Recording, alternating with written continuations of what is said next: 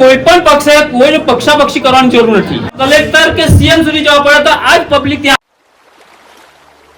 ચેનલમાં તમારું સ્વાગત છે. આ પૂરગ્રસ્ત ગામોનો અવાજ છે. સૌ ગ્રામજનોને નમસ્કાર. પૂજા માત કી જય. હવે અત્યારે આપણે જે પ્રશ્ન માટે ઊભા આવ્યા છે, હવે એ આપણને બધાને જ ખબર છે ને. અત્યારે એક પણ એવું કાંઠા વિભાગનું ઘર બાકી ન હોય કે જેના ઘરમાં પાણી નહીં આવ્યું હોય. એ પ્રશ્નના નિરાકરણ માટે આપણે જે ભેગા થયા છે, પહેલા તો મારે એક જ રજૂઆત છે, અહીંયા કોઈ પણ પક્ષે કોઈ પક્ષાપક્ષી કરવાની જરૂર નથી. પહેલી જ વાત, લોક આંદોલન થશે, લોક જાગૃતિના લીધે આપણે કલેક્ટર કે સીએમ સુધી જવા પડે તો આજ પબ્લિક ત્યાં આવશે, બરાબર? અને એક જ વસ્તુ, આમાં કમિટી બનાવે કે નહીં બનાવે, પણ આપણે લોકોએ કલેક્ટરને ત્યાં ટેમ્પો કે ટ્રક ભરીને ત્યાં બેસવું પડશે અને ભૂખ હડતાલ પર બેસવું પડશે. બીજું, અત્યારે જે હાલનો પ્રશ્ન છે કે લોકલ કરા અત્યારે આપણા ગામમાં સરપંચ તો હું પણ છું, પણ મને ખબર છે કે લોકોનો સહકાર કેવા મળે. અમે જ્યારે સાધન લઈને બેઠા ને, મારા ગામમાં એક સાધન મૂક્યો ત્યારે ફક્ત ને ફક્ત એક મારો છોકરો ક્રિકેટ ગ્રાઉન્ડનો કેપ્ટન જે સંચાલન કરે એને ખાલી મારી એક જ જવાબદારી આપી છે, તું પાણી લઈ આવ ને આ લોકોના પાણી ને જ્યાં ત્યાં મેં નક્કી કર્યું ત્યાંથી નાસ્તો ખર્ચો મેં જાતે ઉઠાવ્યો છે. 22 થી 25,000 નો ખર્ચો કર્યો અને તે સવાર સાંજ એને જમવાનું વ્યવસ્થા કરતો હતો. ત્યાર સુધીમાં અત્યારથી કોઈએ પણ ગામવાળા નથી કે ભાઈ શું કામગીરી થઈ રહી છે, પણ મારી જવાબદારી મારી ફરજ સમજીને છેલ્લે અત્યાર સુધી વરસાદ પડ્યો ત્યાં સુધી મારા 2 કિલોમીટરની મેં કાળો કર્યો છે અને એ મને સંતોષ રૂપ છે ને ડ્રેનેજ વિભાગને મેં આભાર માન્યો છે. કારણ કે આટલી મોટી 5 ફૂટ જ્યારે મારા ઘરમાં પાણી હોય અને બીજા દિવસે 24 કલાકમાં મારો રોડ ખાલી થતો હોય, એ આનંદની લાગણી મેં વહીવટ તંત્રને આપું છું. આભાર વ્યક્ત કરું છું એમનો, કારણ કે મને ખુદ અનુભવ્યું છે મેં ને આમાં દરેક વ્યક્તિને અનુભવ થયો છે આ વખતે રેલનો. એટલે હવે જનજાગૃતિ અત્યાર સુધીમાં અમે હોદ્દેદારો એટલે કે સરપંચીઓ કે કાંઠા પિયર મંડળી તેમજ કાર્યકરો ઘણા બધાએ સીઆર પાટીલ સાહેબ, મંત્રી શ્રી નરેશભાઈ સૌને રજૂઆત કરી.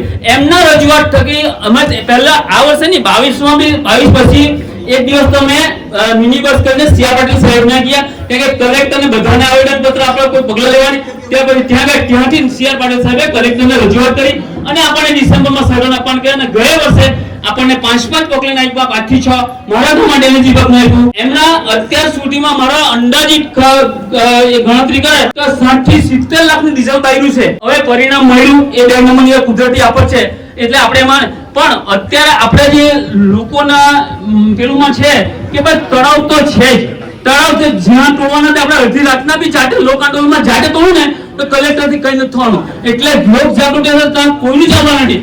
પણ એક મોટામાં મોટો પ્રશ્ન અજગર રૂપી આપણે સામે આવી રહ્યો છે, જે અત્યારે આ 2 ફૂટની તમને દિવાલો દેખાય છે, એ કોસ્ટલ રોડ જો તમે નહીં કરશો તો ત્યાં 12 ફૂટનો હાઈટનો રોડ બનશે અને તેમાં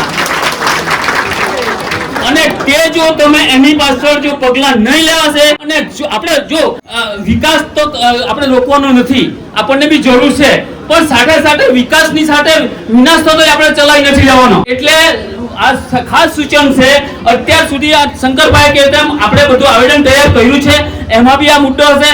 આપણે તો મારી તો એક જ ગણતરી કે બોક્સ કલર ધારો કે બેટર્સ કેટલા પેલા સાપુને ભાઈ 35 હે 65 કે 62 આપણે જે કેટલા મીટરના 2 મીટરના બોક્સ કલર આપણે ચાલે જ નહીં. કારણ કે તમે જુઓ પુલ આગળ જો આપણે 2 ફૂટનું પાણી થતું હોય, આટલા ખુલ્લા જે 10 મીટરના આપણા બોક્સ ખુલ્લો પુલ બનેલો, એમાં જો પાણી જો નીકળી જતું હોય તો પછી આપણે 2 મીટરના બોક્સમાં નીકળી લાગે? તો પછી આપણે એના માટે એક જ પ્રશ્ન છે કે આપણે સરકારશ્રીને રજૂઆત કરાય કે અમને કૃષ્ણપુરથી કે ઢોલાઈ સુધી બ્રિજ આપો. અને તેમ છતાં અત્યારે મારા માઇન્ડમાં એ ચાલી રહ્યું છે કે જો સરકાર કોસ્ટલ બનાવવા માંગતી હોય તો મેં એમ કહું કે કૃષ્ણપુરથી જે સીધો કોસ્ટલ ધારો કે 3 રસ્તા ઢોલાઈથી જો આપવા માંગે, હું એમ કે ઢોલાઈ 3 રસ્તા માલવણ પર જો જોડતાય તો બાકીનો કોસ્ટલ ક્યાંથી જવાનો? જો આપણા કાંઠા વિભાગને નુકસાન થવા માટે જો બનતો હોય તો આપણે એનો રજૂઆત કરીને વિરોધ કરીને આને અટકાવાય. અને જો અત્યારે કૃષ્ણપુરથી જો ડાયરેક્ટ ત્યાં આ કોસ્ટલ પેલો જૂનો આપણે ચાલુ રાખતો હોય ભાઠા રોડ વાળો, તો કાં માટે 4 લેન બનાવો, એ રોડને 4 લેન બનાવો અને ત્યાંથી ડાયવર્ઝન આપીને સીધો આપણે ધોલાઈ ડાયરેક્ટ અત્યારે હું ને. તો બીજો મુદ્દો એ છે કાં તો આને શિફ્ટિંગ કરીને દરિયાકાંઠે લઈ જાઓ.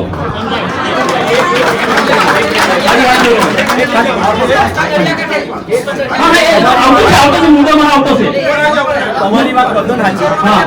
ખાલી એક વસ્તુ હતું, અમૃતસરથી બિલ્લીપરાવાળો જે રસ્તો છે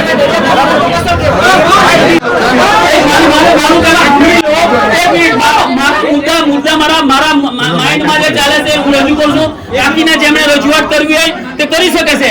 અત્યારે બીજો મુદ્દો મારો એ છે, જો સાંભળો મારી વાત, બીજો મુદ્દો સાંભળો, બીજો મુદ્દો મારો સાંભળો કે ધારો કે સાંભળો મારી વાત, કાંઠા વિભાગને બચાવવો હોય, કાંઠા વિભાગને બચાવવો હોય તો મારો એક જ મુદ્દો છે આ બીજો કે આ ઓપ્શન નહીં સ્વીકારાય તો આપણે કૃષ્ણપુરથી ડાયરેક્ટ દરિયાઈ પટ્ટી પર આપણે ડાયરેક્ટ એ લોકોને ધારો કે ઉમરગામને જોડવાય તો આપણે દરિયાઈ પટ્ટી પર જગ્યા પડી છે એનો ઉપયોગ કરો, જેથી આ બધા જ કામ છે.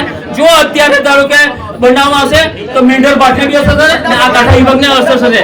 એટલે જરૂર છે આપણા દરેક ભાઈઓ બહેનો આપણા કાંઠા વિભાગના લોકોની કે આટલો જ આજે જે જુસ્સો દેખાય છે એટલો જ જુસ્સો સેવક સુધી રહેજો.